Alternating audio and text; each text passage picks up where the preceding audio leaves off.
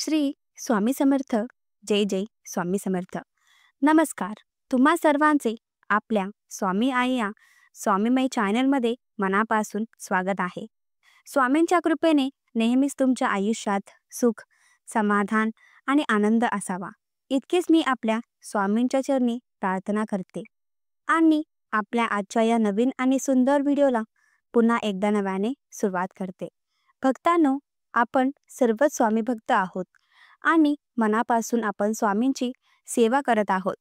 आपल्या सगळ्यांनाच माहिती आहे, जिथे स्वामी पाय तिथे नेऊन काय स्वय भक्त प्रारंभ घडवी ही माय.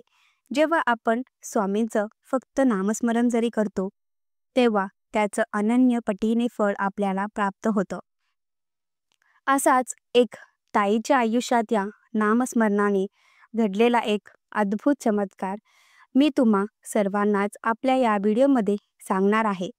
फक्त त्यासाठी आपला आजचा हा व्हिडिओ शेवटपर्यंत पहा. आणि जे कोणी आपल्या चॅनलवरती नवीन असतील त्यांनी आपल्या चॅनलला सबस्क्राईब करा.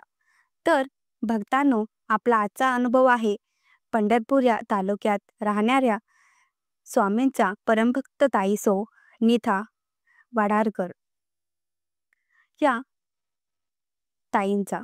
आणि हा पुढील संपूर्ण अनुभव या ताईंच्याच शब्दात. ताई म्हणतात, सर्वप्रथम सर्वांना श्री स्वामी समर्थ. जय जय स्वामी समर्थ. खरे तर याच एका मंत्राने माझं बदललेलं हे संपूर्ण आयुष्य 18 विश्व दारिद्र्य आणि 7 जन्मांची गरिबी यामध्येच अडकलेली आहे. माझं हे संपूर्ण आयुष्य पण स्वामी नामांची गोडी लागली आणि याच नामस्मरणाने माझ्या नशिबाची संपूर्ण दिशाच बदलली. 5व्या वर्षी मला मणक्यांचा त्रास चढला. खरं तर त्यामुळे माझ्या मणक्यांमध्ये मोठा गॅप पडला. जवळ असणाऱ्या सर्व पैसा माझ्या पतीने माझ्यासाठी खर्च केला, पण परिणाम मात्र काहीच आला नाही. याच दरम्यान माझ्या पतीचाही ट्रेन अपघातामध्ये मृत्यू झाला. पतीनेही साथ सोडली आणि मी देखील कंटिन्यू अंथरुणावर खेळले होते. पतीच्या जाण्याने त्यांचा धसका माझ्या सासऱ्यांना लागला आणि त्याच दरम्यान माझे सासरे जे आहेत त्यांचीही अटॅकने मृत्यू झाला. सोबत सासूबाई होत्या, मात्र त्याही पूर्णपणे खचल्या होत्या. आधीच बऱ्याच नातेवाईकांनी आम्हाला भरपूर मदत केली. मित्रमैत्रिणींनी न सांगता खूप केलं, मात्र मी बिछाण्यावरच खेळले होते. 6 महिने उलटल्यावर आमच्याकडे असणारे सर्वच पैसे हे संपले गेले. उठून बसले की माझ्या पाठीत कुणीतरी सुया टोचत आहेत इतका मला त्रास व्हायचा आणि झोपले तर काय खायचं हा सर्वात मोठा प्रश्न असायचा. पतीच्या जाण्यानंतर मी पूर्णपणे संपले होते. मी जेव्हाही बेडवर असायचे तेव्हा माझ्या डोक्यात फक्त सासू इडचे विचार. स्वतःला संपवावं, आपण मरावं असेच मला वाटायचे. पण सोबत सासूबाई होत्या, ज्या फक्त माझ्या आशेवर होत्या. त्यांनीही त्यांचे सर्व दागिने माझ्यासाठी विकले होते आणि त्या माझ्याकडे त्यांची मुलीसारख्या पाहत होत्या. त्यामुळे त्यांची जबाबदारी माझ्यावर होती. त्याच दरम्यान गरिबी इतकी वाढली की मला काय करावे सुचत नव्हतं.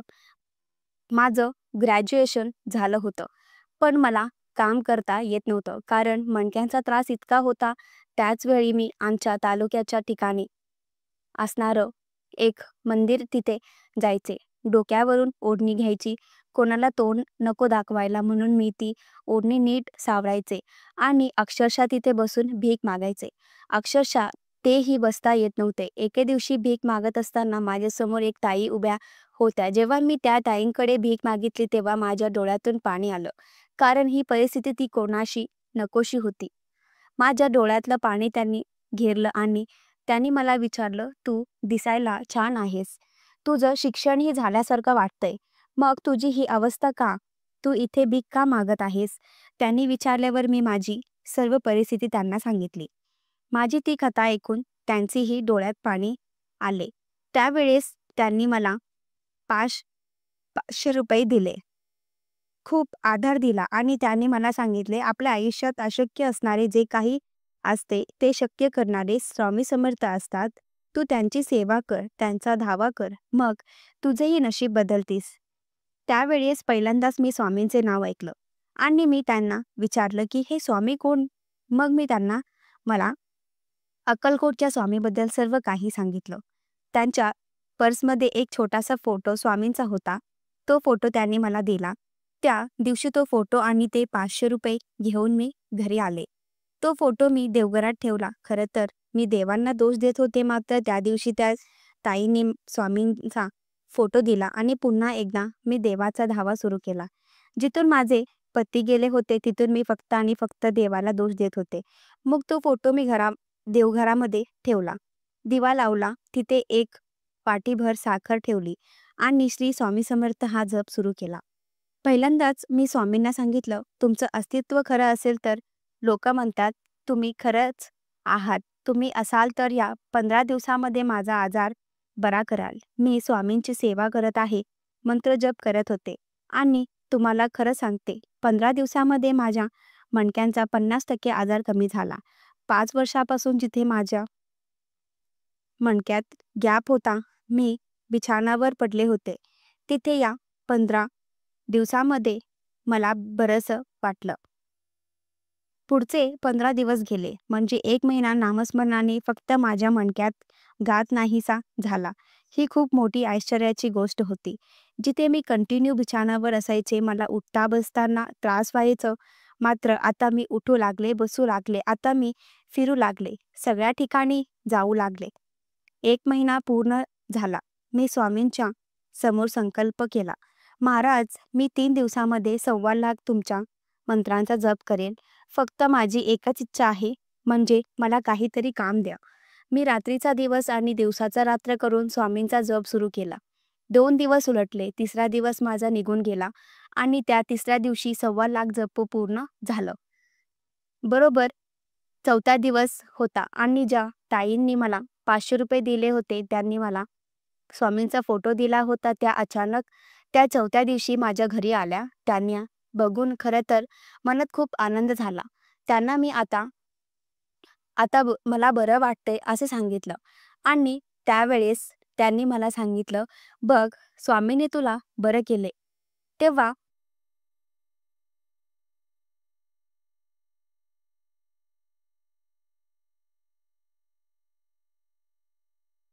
त्यांनी मला सांगितलं, एका कंपनीमध्ये भरती सुरू आहे.